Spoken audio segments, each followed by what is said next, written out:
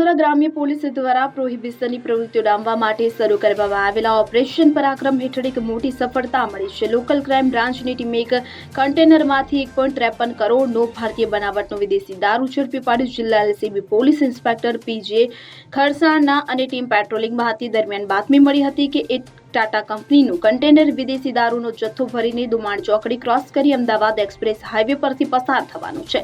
બાતમીના આધારે પોલીસે ટોલ નાકા પાસે વોચ ગોઠવી શંકાસ્પદ કન્ટેનરને અટકાવી તપાસ કરતા તેમાંથી દારૂનો મોટી માત્રામાં જથ્થો મળી આવ્યો હતો। પોલીસે ઝડપેલ કન્ટેનરમાંથી વિદેશી દારૂની 1250 પેટીઓ મળી આવી હતી, જેની કુલ કિંમત ₹1.53 કરોડ થાય છે।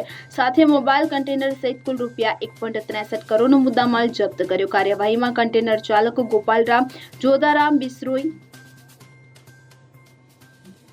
ની ધરપકડ કરી છે। પૂછપરછ દરમિયાન જાણવા મળ્યું હતું કે આ જથ્થો રાજુરામ મોડારામ બિસ્રોઈ અને ધર્મભાઈ નામના વ્યક્તિઓના સંપર્કથી ગોવાના કુંડેમ ઇન્ડસ્ટ્રીયલ એસ્ટેટથી ભરીને ગુજરાત લાવવામાં આવી રહ્યો હતો। આ મામલે મંજુસર પોલીસ સ્ટેશનમાં પ્રોહિબિશન એક્ટ હેઠળ ગુનો નોંધી કાયદેસરની કાર્યવાહી હાથ ધરવામાં આવી છે।